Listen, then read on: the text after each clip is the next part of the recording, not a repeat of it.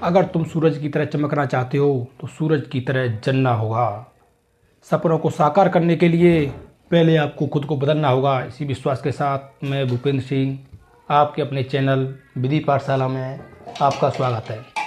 मुझे उम्मीद है बहुत अच्छे से पढ़ रहे होंगे और पढ़ते रहिए, क्योंकि जीवन का यही सत्य है, आपको लेके नौकरी रहना है, चाहे कुछ भी हो जाए। 2025 में एक बार ठान लो कि एक जॉब मुझे पक्की करके चलनी है।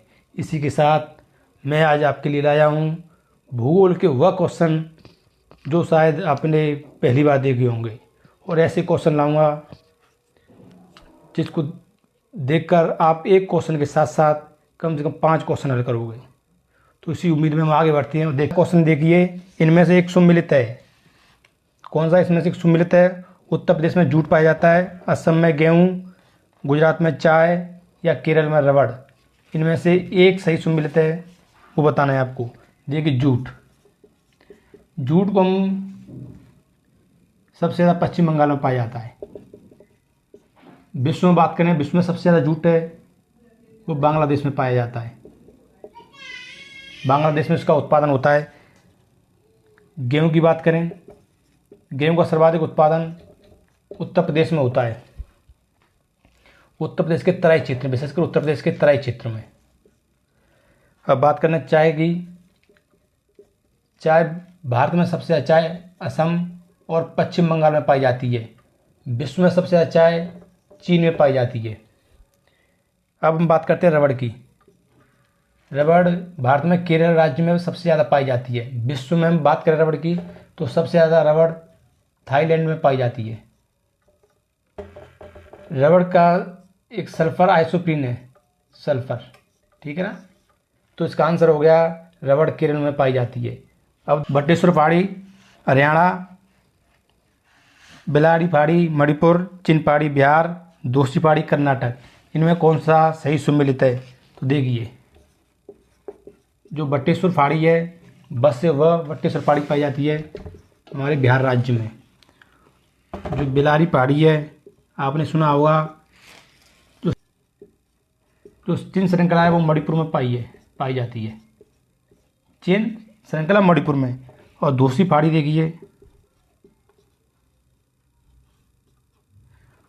दूसरी पहाड़ी ये पाई जाते हैं हरियाणा में। इसका ये प्रपात ये है। और गोवा राज्य में। जो बरकाना है कर्नाटक राज्य में। बरकाना कर्नाटक राज्य में। खंडाधार है वह उड़ीसा राज्य में। और पलानी है वो हिमाचल प्रदेश में। इसके अलावा आप बताइए, कुंचिकल जलप्रपात,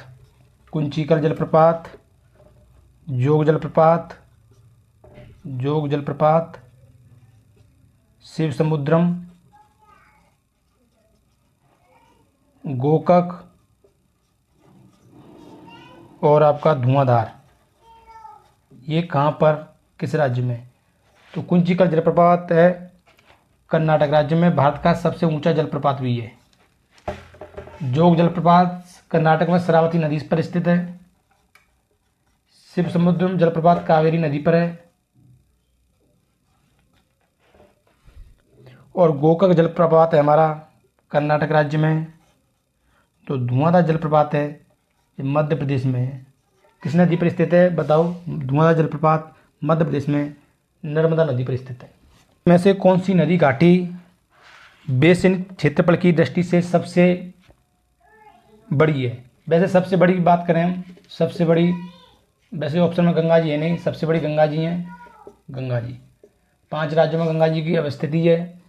उत्तराखंड से स्टार्टिंग होती है। उत्तराखंड सबसे ज़्यादा उत्तर प्रदेश में। उत्तर प्रदेश के बाद बिहार में जाती हैं। बिहार में जाने के बाद झारखंड के बाद पश्चिम बंगाल में होते हुए बांग्लादेश में प्रवेश कर जाती हैं। तो सबसे बड़ी आबोहवा की दृष्टि से देखें तो गंगा नदी है। बेसिन की दृष्टि से गंगा नदी है, लेकिन गंगा नदी ऑप्शन में नहीं है। तो ऑप्शन देखिए नर्मदा क्या है? 1312 किलोमीटर लंबाई नर्मदा नदी की। महाराष्ट्र और गुजरात की जीवन रेखा कहते हैं। सतपुड़ा के भ्रंश में होकर बहती है।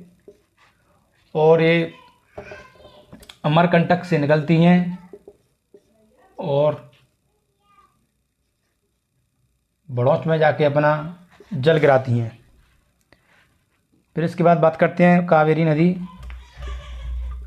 कावेरी नदी लंबाई 800 किलोमीटर लंबाई है, ठीक है, 800 किलोमीटर लंबाई है कावेरी नदी। कावेरी नदी का जो 800 किलोमीटर कावेरी नदी है। महानदी 900 किलोमीटर है। जो कावेरी नदी है केरल, कर्नाटक, तमिलनाडु और पुडुचेरी में अपना जल गिराती है। महानदी उड़ीसा राज्य में होके बहती है। तो इसमें ऑप्शन में महानदी सबसे बड़ी महानदी है। महानदी नदी बेसिन की दृष्टि से सबसे बड़ी है। ताप्ती नदी, इसकी लंबाई 724 किलोमीटर है। जो हमारा सूरत है, सूरत जो शहर है वो ताप्ती नदी के किनारे स्थित है। तो इसका आंसर होगा महानदी। गोल्डन क्रांति इन्हें सुमिलित कर, जो गोल्डन क्रांति है इसका संबंध है बागवानी या शहद से, बागवानी या शहद से संबंधित है। ग्रे क्रांति आपको पता होगा ये उर्वरक से संबंधित है। पीली क्रांति, पीली जो क्रांति है वो तिलहन से संबंधित है। और इसके अलावा काली क्रांति है वो पेट्रोलियम से संबंधित है, पेट्रोलियम से संबंधित है। इसके अलावा आप मुझे बताइए हरित क्रांति किससे संबंधित है। हरित क्रांति है खाद्यान्न से है। श्वेत क्रांति है वो दुग्ध उत्पादन से है। और उसके अलावा पीली क्रांति है वो तिलहन से संबंधित है। गुलाबी जो है गुलाबी क्रांति है वो झींगा मछली से संबंधित है। और लाल क्रांति है मांस और टमाटर से संबंधित है। और अमृत जो क्रांति है ये है नदी घाटी परियोजना से संबंधित, नदी घाटी परियोजना।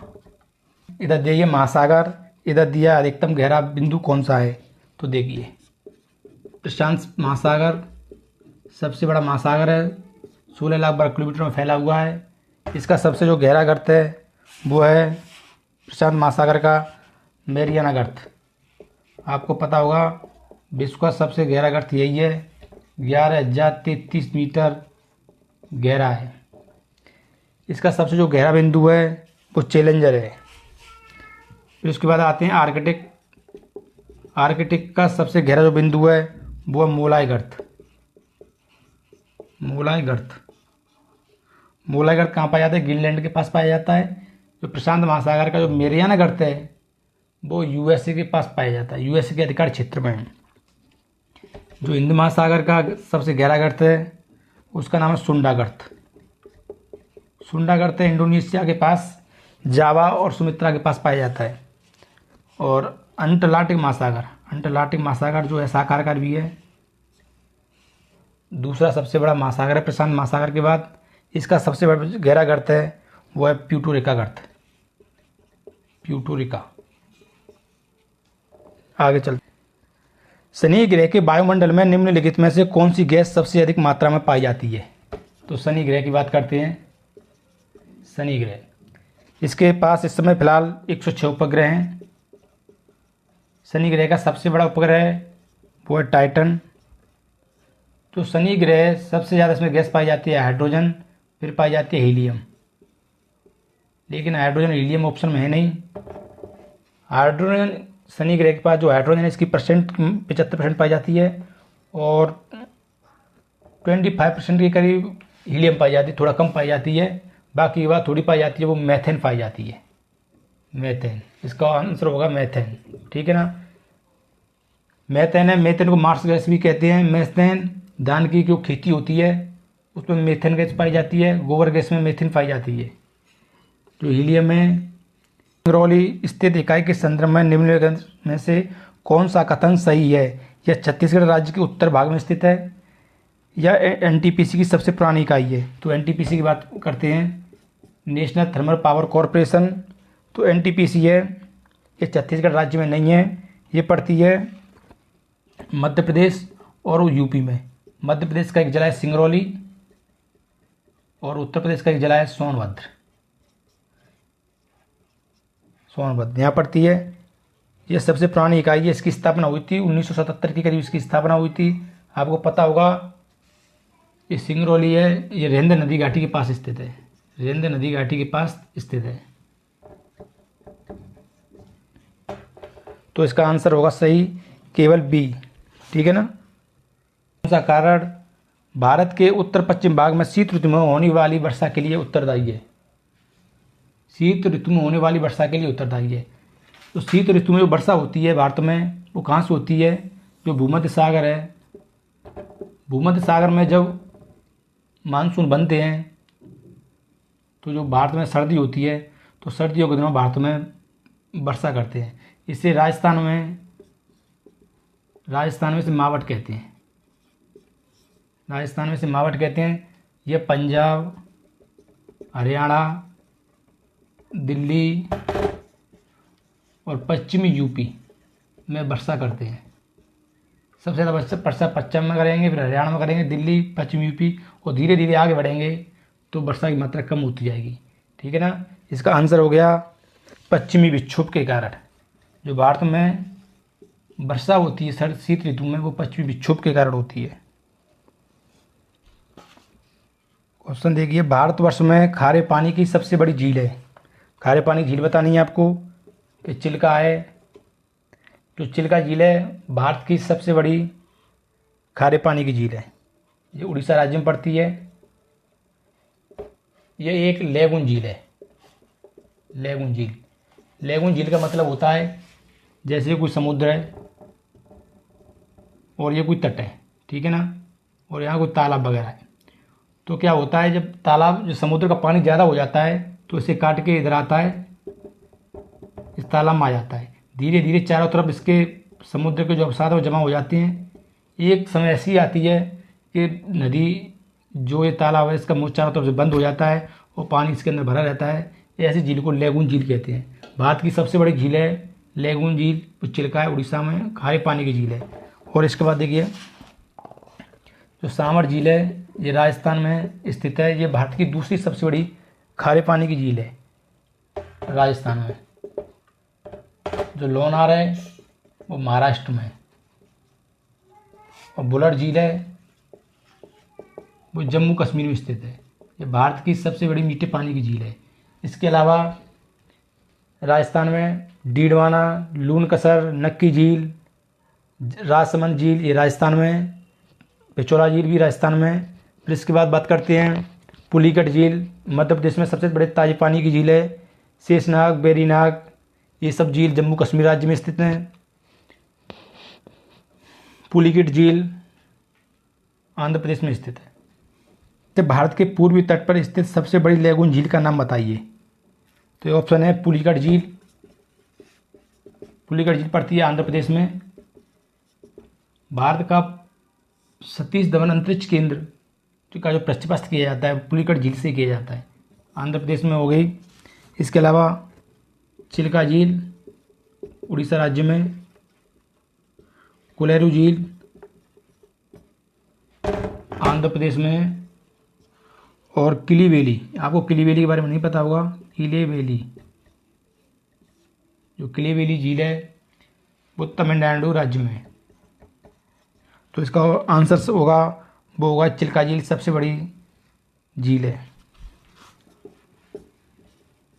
ये जलप्रपातों के नाम दिए गए हैं। हुंड्रू जलप्रपात कहाँ पर स्थित है? तो जो हुंड्रू जलप्रपात है वो स्वर्णरेखा नदी पर स्थित है। चचाई जलप्रपात है, चचाई वो चचाई नदी पर है। जो चचाई जलप्रपात है वो बिहड़ नदी पर है। धुआंधार जो जलप्रपात है, धुआंधार मध्य प्रदेश में जबलपुर के पास नर्मदा नदी पर है। और जो बूढ़ा घाघ प्रपात है ये पड़ता है बूढ़ा नदी पर। ये झारखंड का सबसे बड़ा जलप्रपात है। झारखंड का सबसे बड़ा जलप्रपात है। इसका आंसर सही होगा डी, बूढ़ा घाघ झारखंड में दिए गए हैं। और सबसे ऊंची चोटी है। तो आपको मिलान करना है कौन से राज्य में सबसे ऊंची चोटी है। बात करते हैं डोड़ा बेट्टा। डोडाबेट्टा है वो तमिलनाडु में। यह दक्षिण भारत की दूसरी सर्वोच्च चोटी है जिसकी ऊंचाई 2537 मीटर है। फिर इसके बाद आते हैं गुरु शिखर चोटी। गुरु शिखर चोटी राजस्थान में अरावली पर्वत पर पड़ती है। अरावली पर्वत पर राजस्थान में। सारामती चोटी है। सारामती वो नागालैंड की सबसे ऊंची चोटी है, नागालैंड की। और मध्य प्रदेश की सबसे बड़ी चोटी है वो है धूपगढ़, जो सतपुड़ा रेंज पर पड़ती है। वो मध्य प्रदेश की सबसे ऊंची चोटी धूपगढ़ है। आप बताइए यूपी की सबसे ऊंची चोटी का नाम क्या है? यूपी की सबसे ऊंची चोटी, तो यूपी की सबसे ऊंची चोटी है वो सहारनपुर जिले में पड़ती है। उसका नाम है अमसूड़ चोटी। अमसूड़ चोटी यूपी की सबसे ऊंची चोटी है।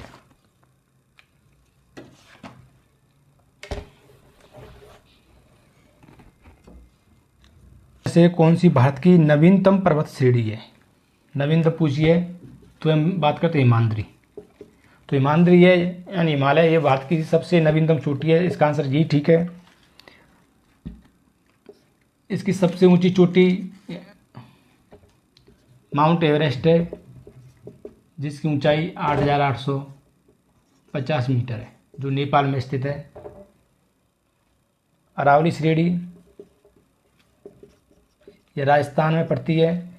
यह गुजरात के मजनू टीला से स्टार्टिंग होती है और दिल्ली तक आती है, दिल्ली के पालमपुर तक आती है। 570 किलोमीटर इसकी लंबाई है। इसका सर्वोच्च शिखर गुरु शिखर है, एक अवशिष्ट पर्वत है। इसकी लंबाई 1722 मीटर है, गुरु शिखर की ऊंचाई। यह दक्षिण पश्चिम से स्टार्ट होती है और उत्तर पश्चिम में जाके ख़त्म हो जाती है। पश्चिमी घाट, पश्चिमी घाट कोई पर्वत नहीं है। यह पश्चिमी घाट गुजरात से लेके तमिलनाडु राज्य तक फैला हुआ है। गुजरात से लेके गोवा तक इसे कोंकण तट कहते हैं। गोवा से लेके कर्नाटक तक इसे कन्नड़ तट कहते हैं। और कर्नाटक से लेकर तमिलनाडु तक इसे मालाबार तट के नाम से जानते हैं। भारत में जो सबसे पहली वर्षा होती है वो मालाबार तट पर ही होती है। सबसे पहले जो वर्षा होती है वो मालाबार तट के पास ही होती है। तो इसका आंसर ठीक है, वो हिमाद्री। विंध्याचल श्रेणी, जो विंध्याचल श्रेणी है यह उत्तर भारत को दक्षिण भारत से अलग करती है। जो लाल बलुआ पत्थर पाए जाते हैं वो विंध्याचल पर्वत पर ही पाए जाते हैं। निम्नलिखित में से कौन सी एक नदी हिमालय पार ट्रांस हिमालय नदी नहीं है? मतलब कौन सी नदी है जो हिमालय के पार नहीं है? तो ऑप्शन में देखिए झेलम नदी। झेलम नदी का उद्गम होता है जम्मू कश्मीर के बेरीनाग के पास। बेरीनाग झील से होता है जो जम्मू कश्मीर के अनंतनाग जिले में है। तो इसका उद्गम तो भारत में ही हो रहा है। गंगा नदी, इसका उद्गम गंगोत्री से होता है जो भी भारत में स्थित है। हम रावी की बात करते हैं। रावी हिमाचल प्रदेश में राक्सा ताल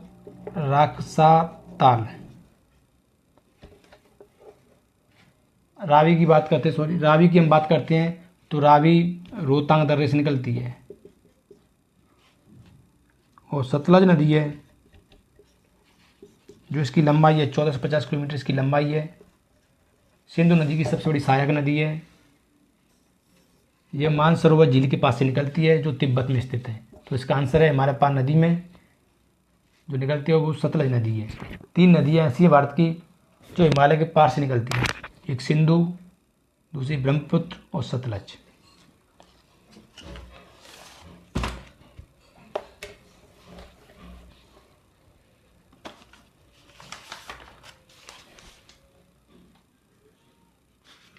सिंधु, सतलज और ब्रह्मपुत्र तीनों नदियां हैं वो 3 देशों में होकर के बहती हैं, भारत, पाकिस्तान और चाइना।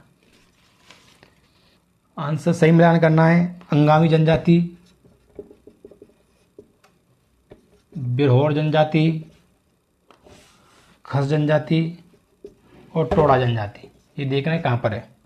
तो अंगामी जनजाति है वो नागालैंड की जनजाति है। बिरहोर जनजाति है वो झारखंड में पाई जाती है। जो खस जनजाति है अरुणाचल प्रदेश में नहीं पाई जाती है, जो उत्तराखंड में पाई जाती है। टोडा जनजाति है नीलगिरी पर्वत के पास पाई जाती है, तमिलनाडु में। ये जादू टोना मंत्र में बहुत विश्वास करती है। बहुपतिवाद प्रथा है यहाँ पर। बात करते हैं भारत की सबसे बड़ी जनजाति, वो भील है। सबसे बड़ी जनजाति वाला जो प्रदेश है वो मध्य प्रदेश है। यूपी की जो सबसे बड़ी जनजाति है वो है थारू जनजाति। आप कमेंट में बताना थारू जो जनजाति है दीपावली को किस प्रकार से पर्व मनाती है। अहमदाबाद भारत में सूती वस्त्र उद्योग का सबसे बड़ा केंद्र है।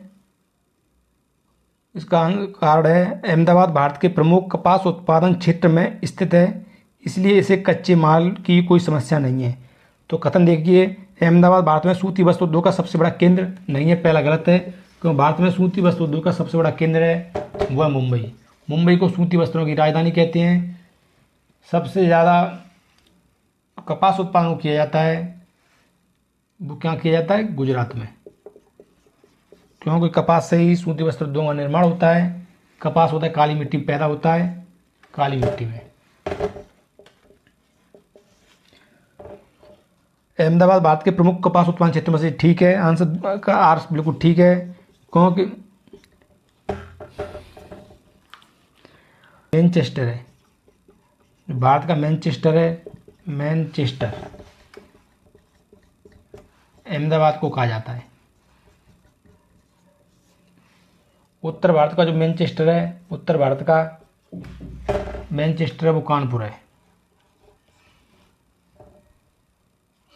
इसका आंसर आर सही है। ए गलत है किंतु आर सही है।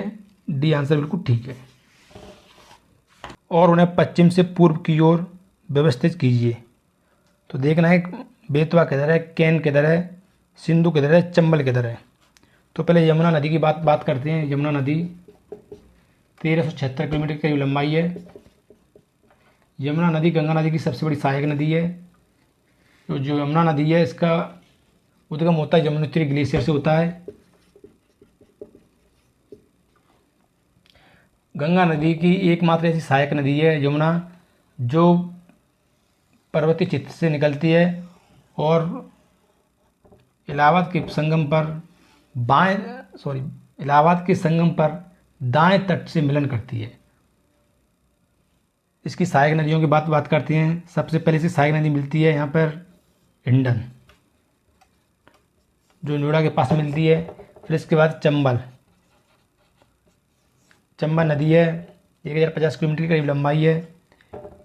मध्य प्रदेश, राजस्थान और उत्तर प्रदेश के पास इटावा में यमुना नदी में विलय हो जाती है। फिर इधर से एक नदी आती है, उस नदी का नाम है सिंध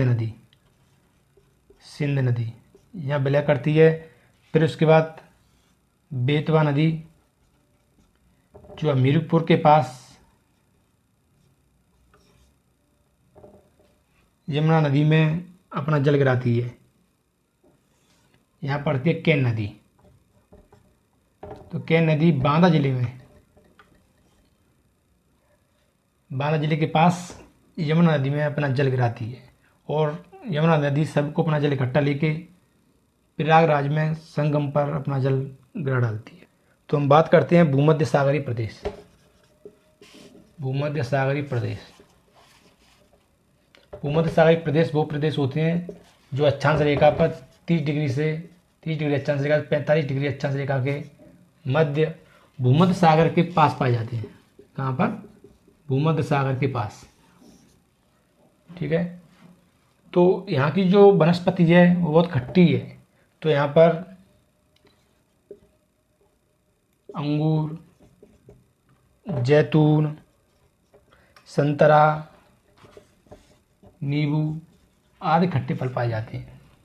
डार्लिंग श्रृंखला ऑस्ट्रेलिया के निम्नलिखित तटों पर किस पर अवस्थित है?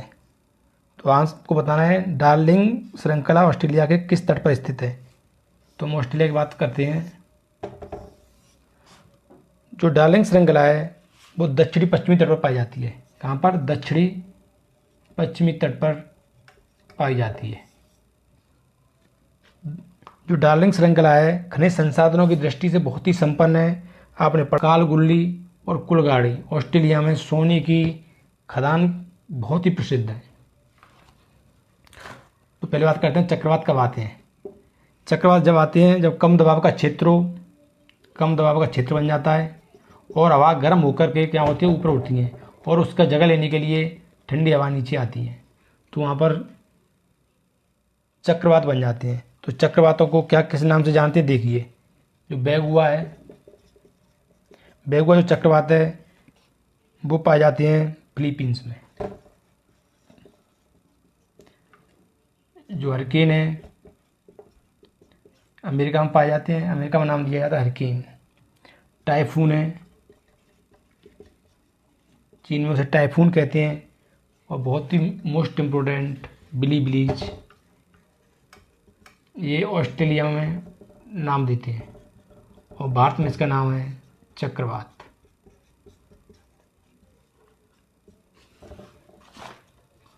इधर पर्वत दिए हैं, इधर देश दिए, मिलान करना है कौन सा पर्वत किस देश में स्थित है। देखिए, एटलस की सबसे ऊंची चोटी माउंट टूकल है जो मोरक्को देश में है। किलिमिंजारो दक्षिण अफ्रीका की सबसे ऊंची चोटी यही है जो तंजानिया देश में पड़ती है। चिबोराजो इक्वाडोर की सबसे ऊंची चोटी है, इक्वाडोर। पिरेनीज पर्वत है, पिरेनीज फ्रांस और स्पेन की सीमा पर पाया जाता है, फ्रांस और स्पेन की सीमा पर पाया जाता है। किंटा घाटी प्रसिद्ध है, किसके लिए प्रसिद्ध है? किंटा घाटी बताना है आपको। तो किंटा घाटी है मलेशिया में सबसे ज़्यादा उत्पादन किसका होता है? आपको पता होगा, मलेशिया में सबसे ज़्यादा उत्पादन होता है टिन का। तो किंटा घाटी किसके लिए प्रसिद्ध है? टिन के लिए। और ऑप्शन देखते हैं रबड़ उत्पादन के लिए। रबड़ सबसे ज़्यादा कहाँ पाई जाती है? थाईलैंड में। जो थाईलैंड में जो सड़कें बनाई जाती हैं वो रबड़ की बनाई जाती हैं। चाय के लिए सबसे ज़्यादा चाय चीन में पैदा होती है। कहवा ब्राज़ील में पैदा होता है। ब्राज़ील में बंदरगाह है सेंटोस नाम का बंदरगाह, इसे कहवा पत्तन भी कहते हैं क्योंकि सबसे ज़्यादा निर्यात इस बंदरगाह से कहवा का इनसे किया जाता है। भारत में कहवा सबसे ज़्यादा कॉफ़ी कर्नाटक में पाई जाती है। बाबा बूदन की खाड़ी पर बाबा बूदन श्रृंखला पर सबसे पहले कॉफ़ी का पेड़ भारत में देखा गया था। कॉफ़ी उत्पादन में भारत का 8वां स्थान है। भारत में अरेबिका और रोबस्टा नाम की जो कॉफ़ी की किस्में वो पाई जाती हैं जो उत्तम क्वालिटी की कॉफ़ी है। रेखा नहीं गुजरती है, बताना है आपको। तो भूमध्य रेखा की बात करते हैं।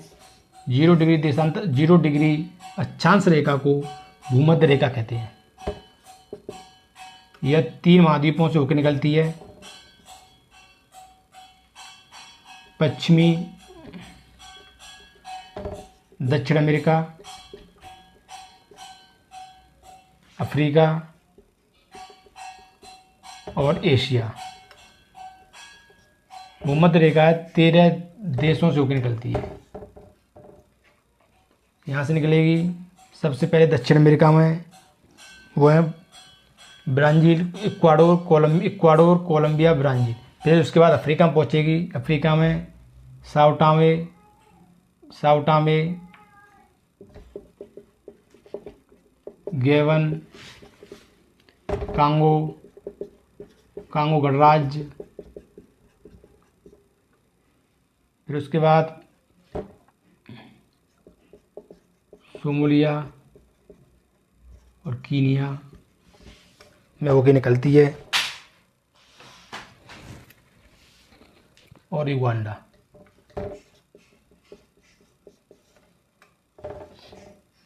अब इसका आंसर कोई नहीं है। 3 और 4 में होके नहीं गुजरती है। यहाँ भूमध्य रेखा गिनी और रवांडा इनमें से होके नहीं गुजरती। डी आंसर ठीक है। से सम्मिलित नहीं है। इधर देश दिए गए हैं, इधर राजधानी दी गई है। मोरक्को की राजधानी क्या है? रबात है, बिल्कुल ठीक है। ट्यूनीशिया की राजधानी ट्यूनिस है, बिल्कुल ठीक है। अल्जीरिया की राजधानी अल्जीरिया से, बिल्कुल ठीक है। जो कैप वर्ड है ये गलत है। कैप वर्ड की जो राजधानी है वो है प्रेया। आगे देखो,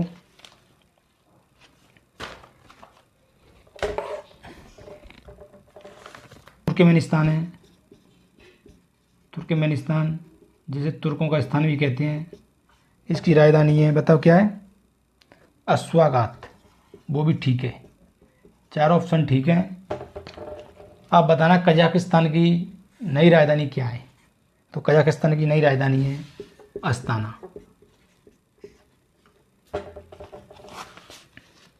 इसमें से क्या बताना है? उत्तर प्रदेश में नीचे दो कथन दिए गए, उनमें से एक कथन ए तथा दूसरे को कारण आर कहा गया है। उत्तर प्रदेश में गन्ना तथा चीनी का उत्पादन महाराष्ट्र से अधिक है, परंतु उत्पादकता कम है। ये गलत है।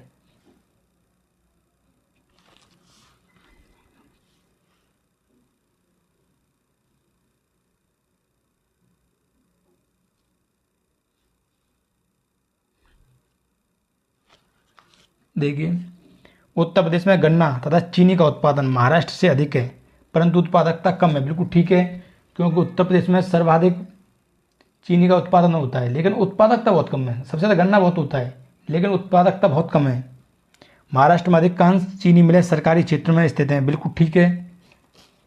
तो चीनी मिल की बात करते हैं तो भारत में सबसे पहले जो चीनी मिल थी 1903 में एशिया की पहली चीनी मिल थी, जो उत्तर प्रदेश के देवरिया जिले के प्रतापपुर में पाई गई, प्रतापपुर में लाई गई। इस समय यूपी में 116 चीनी मिलें।